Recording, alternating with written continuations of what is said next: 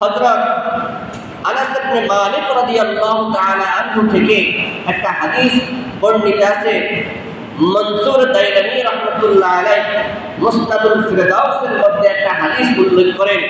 আনাস ইবনে মালিক রাদিয়াল্লাহু তাআলা আনহু قال قال رسول الله صلى الله عليه وسلم من وقي شر قبقبه وذبذبه ولقلقه فقد وجبت له الجنة।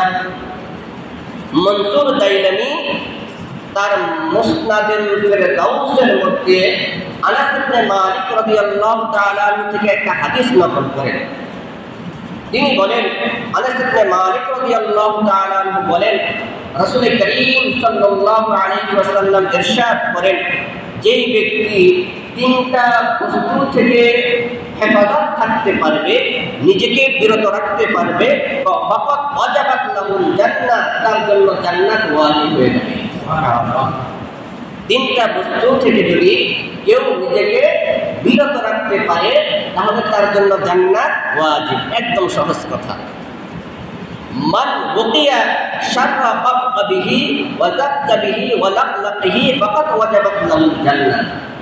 যে ব্যক্তি কববা, যাবযাবা, লাকলাকা থেকে নিজেকে বিরত রাখতে পারবে তার জন্য জান্নাত ওয়াজিব হয়ে যাবে। হযরত আনাস ইবনে মালিক রাদিয়াল্লাহু তাআলা আনহু বলেন, কববা তার উদ্দেশ্য হলো আল বতন, পেট। কববা তার উদ্দেশ্য হলো কি? আল বতন, পেট। আর যাবযাবা তার উদ্দেশ্য হলো আল ফরজ, লজ্জাস্থান। আর লাকলাকা এর দ্বারা উদ্দেশ্য হলো লিসান, জিহ্বা। তাহলে আল বতন, আল ফরজ, আল লিসান, পেট, জিহ্বা, লজ্জাস্থান। পেট, জিহ্বা, লজ্জাস্থান, এই তিনটাকে যদি হারাম কাজ থেকে কেউ বিরত রাখতে পারবে, রাসূল করিম সাল্লাল্লাহু আলাইহি ওয়াসাল্লাম বলেন, ফাকাত ওয়াজাবাত লাহুল জান্নাহ, তার জন্য জান্নাত ওয়াজিব হয়ে যাবে। সুবহানাল্লাহ। তিনটা জিনিস সহজ না, কিন্তু পালন করা আসলেই কঠিন। আল্লাহ রাসূল বলেন, এই তিনটা জিনিস যদি তুমি নাজায়েজ কাজ থেকে বিরত রাখতে পারো, ফাকাত ওয়াজাবাত লাহুল জান্নাহ, তাহলে তোমার উপর জান্নাত ওয়াজিব হয়ে যাবে।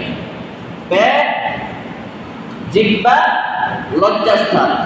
আল বতন, পেট, অর্থাৎ এই পেটের মধ্যে হারাম কোনো ভেজা কোনো খাবার ঢুকে না। এই পেটের মধ্যে হারাম কোনো ভেজা কোনো খাবার ঢুকে না। এই পেটটাকে যদি হারাম কাজ থেকে বিরত রাখতে পারো, ফাকাত ওয়াজাবাত লাহুল জান্নাহ, তাহলে জান্নাত ওয়াজিব হয়ে যাবে। দুই নম্বর হলো লিসান, জিহ্বা। এই জিহ্বাকে যদি অহেতুক অন্যায়, মিথ্যা, সুবরখুরি, গীবত থেকে যদি বাঁচিয়ে রাখতে পারো, ফাকাত ওয়াজাবাত লাহুল জান্নাহ, তাহলে জান্নাত ওয়াজিব হয়ে যাবে। সুবহানাল্লাহ। হযরত ওমর ইবনুল খাত্তাব রাদিয়াল্লাহু তাআলা আনহু থেকে বর্ণিত, তিনি বলেন, হযরত আবু বকর সিদ্দিক রাদিয়াল্লাহু তাআলা আনহু একদিন জিহ্বাকে ধরে টানতেছেন, জিহ্বাকে ধরে টানতেছেন। তখন ওমর ইবনুল খাত্তাব রাদিয়াল্লাহু তাআলা আনহু আবু বকর সিদ্দিক রাদিয়াল্লাহু তাআলা আনহুকে জিজ্ঞেস করলেন, ব্যাপার কি? আপনার জিহ্বাকে ধরে টানছেন কেন? তখন হযরত আবু বকর রাদিয়াল্লাহু তাআলা আনহু বলেন, এই জিহ্বা যদি নিরাপদ থাকে তাহলে আমি নিরাপদ। এই জিহ্বা যদি কি থাকে? নিরাপদ থাকে, তাহলে আমি নিরাপদ। এই জন্য এই জিহ্বাকে আমি টানতেছি। হযরত সাঈদ ইবনে জুবাইর রাদিয়াল্লাহু তাআলা আনহু থেকে মারফু একটা হাদিস আছে। রাসূল করিম সাল্লাল্লাহু আলাইহি ওয়াসাল্লাম বলেন, প্রতিদিন সকালবেলা বনি আদম এর প্রত্যেকটা অঙ্গ প্রত্যঙ্গ এই জবানের কাছে আশ্রয় প্রার্থনা করে, এই জবানের কাছে আশ্রয় প্রার্থনা করে, ইত্তাকিল্লাহ ফিনা ফাইন্নাকা ইন ইসতাকিমতা ইসতাকিমনা। প্রত্যেকটা অঙ্গ প্রত্যঙ্গ এই জিহ্বার কাছে আশ্রয় প্রার্থনা করে যে আজকে যদি তুমি নিরাপদ থাকো তাহলে আমরা নিরাপদ থাকবো, আজকে যদি তুমি নিরাপদ থাকো তাহলে আমরা নিরাপদ থাকবো।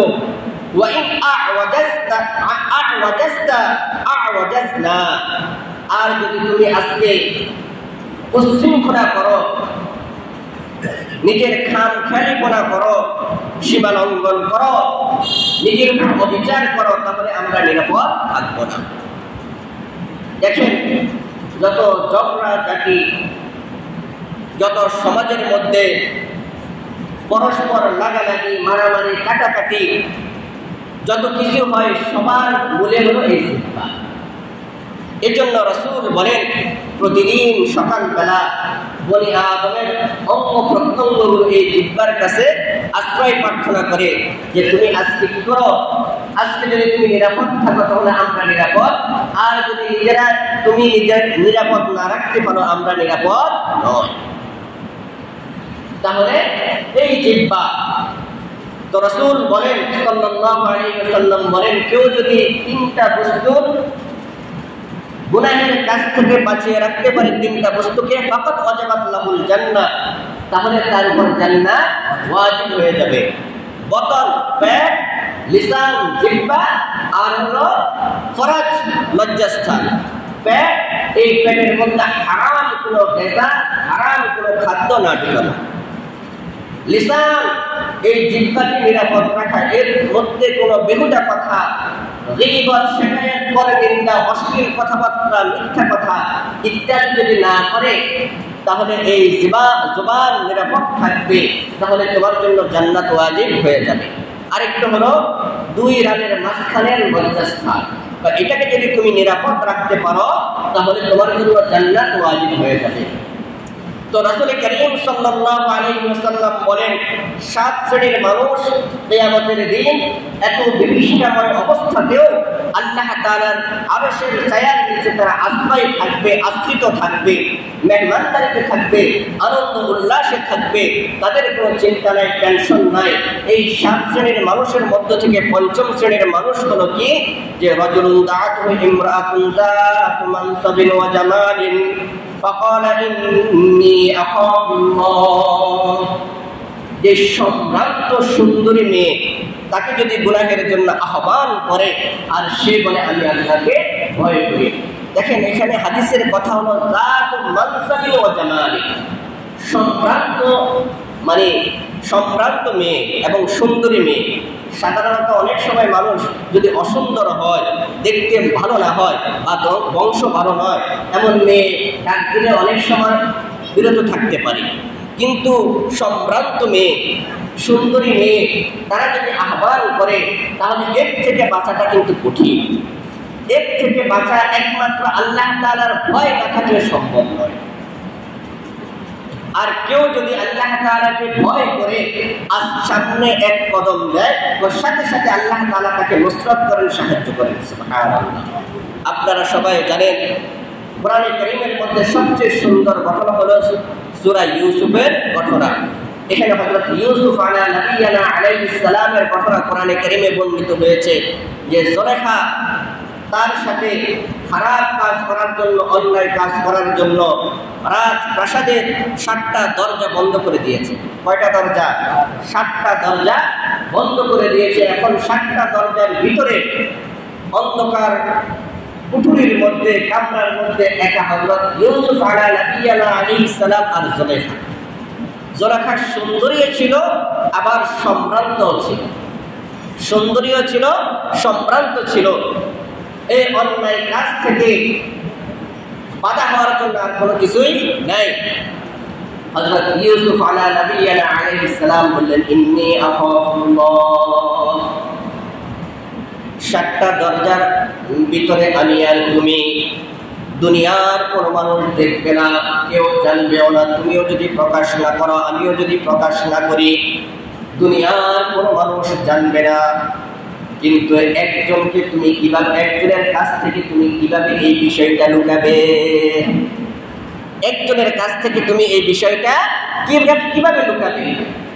ওকে, তার কাছ থেকে যেমন লুকানো যাবে না, আমি এই কাজটা অন্যায় কাজটা করতে পারবো না। এখন 7টা দরজা তো বন্ধ। জুলেখা বলল, তুমি যদি আমার সাথে আমার চাহিদা পূরণ না করো, আমি কিন্তু চিৎকার করব। আমি কিন্তু মন্ত্রীর স্ত্রী,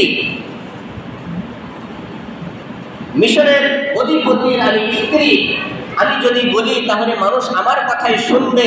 আমি কিন্তু তোমাকে মানুষ দিয়ে আঘাত করাবো, তোমার ইজ্জত নষ্ট করব, বলবো এই আমাকে জোর করে এখানে নিয়ে আসছে। তাহলে এখানে একটা বাধা দিয়ে দিল। কিন্তু ইউসুফ আলাইহিস সালাম বললেন, ইন্নী আখাফুল্লাহ, আমি কিন্তু আল্লাহকে ভয় করি। ওই যে হিম্মত করলেই আল্লাহ তাআলা সাহায্য করবেন। লাইসা লিল ইনসানি ইল্লা মা সাআ, মানুষের কাজ হলো চেষ্টা করার, সফলতা দেওয়ার দায়িত্ব কার? আল্লাহ। ইউসুফ আলাইহিস সালাম দরজা পর্যন্ত গেলেন, ধাক্কা দিলেন, সাথে সাথে 7টা দরজা খুলে গেল। সুবহানাল্লাহ। 7টা দরজা খুলে গেল। যখন বের হলো, বের হওয়ার পরে এখন জুলেখা আরেকটা কৌশল করলো। সেটা কি? যে দেখো, ইউসুফ আমার সাথে খারাপ কাজ করতে চাইছে, এখন কি করবে? ইউসুফ আলাইহিস সালামের পক্ষে কোনো দলিল নাই, প্রমাণ নাই, কিছু নেই। কিন্তু ওই যে ইচ্ছা করবে আল্লাহ তাআলা তাকে সফলতা দিবেন। এটা আল্লাহ তাআলার ওয়াদা। যে গুনার কাছ থেকে বাঁচতে চেষ্টা করবে আল্লাহ তাআলা তাকে গুনার কাছ থেকে বাঁচাবেন।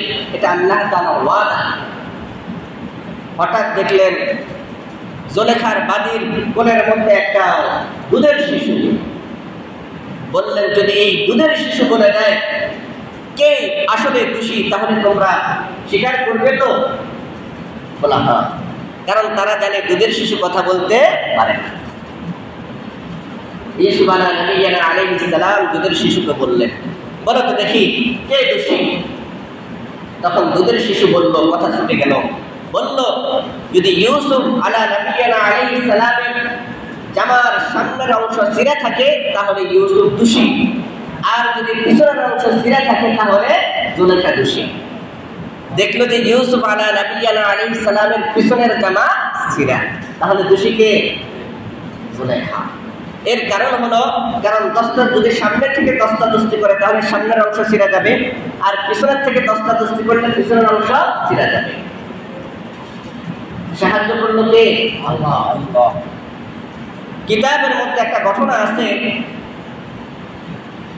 খাজা মশকি রহমতুল্লাহ আলাইহি, তার নাম ছিল অন্য একটা, কিন্তু আরববাসীরা তাকে খাজা মশকি নামে তাকে চিনত। ভারতবাসী তাকে খাজা মশকি নামে চিনত, অর্থাৎ তার শরীর থেকে সদা সর্বদা জান্নাতের সুঘ্রাণ বের হতো। সুবহানাল্লাহ। সবাই বলতো, তুমি এমন কি আতর ব্যবহার করো যে আতরের ঘ্রাণ দুনিয়ার কোন আতরের ঘ্রাণের সাথে মিলে না। তখন তিনি বললেন, এর পিছনে একটা ঘটনা আছে। সেটা হলো যে আমি প্রতিদিন মাদ্রাসায় যে রাস্তা দিয়ে যেতাম, এর পথে এক বাড়ি ছিল, ওই বাড়ির মেয়ে আমার প্রতি আকৃষ্ট ছিল। একদিন সে তার এক মহিলাকে, বৃদ্ধ মহিলাকে পাঠালো, গিয়ে বলল যে এই বাসার মধ্যে একজন মহিলা আছে অসুস্থ, সে তার পেটে ব্যথা, এজন্য আপনাকে একটু ঝাড়ফুঁক করার জন্য ডাকছে। তো উনি আসলেন, আসার পরে সাথে সাথে দরজা বন্ধ করে ফেলল। দরজা বন্ধ করে বলে, এখন যদি তুমি আমার সাথে আমার মনের চাহিদা পূরণ না করো, আমি কিন্তু চিৎকার করব। এখন খাজা মশকি রহমতুল্লাহ আলাইহি দ্বিধাদ্বন্দ্বের মধ্যে পড়ে গেছেন, কি করবে? বুদ্ধি চলে আসলো। তিনি বললেন, আমি একটু ইস্তিনজায় যাই, আমাকে একটু ইস্তিনজাখানা দাও, ইস্তিনজা থেকে বের হওয়ার পরে তোমার যা মন চাই করো। তিনি ইস্তিনজার ভিতরে ঢুকলেন, নিজে পায়খানা করলেন, ওই পায়খানাটা নিজের শরীরের মধ্যে মাইখা দিলেন। এখন যখন বের হলো, ওই মহিলা বলছে, কবিস যা যা এখান থেকে যা। তিনি বের হয়ে গেলেন।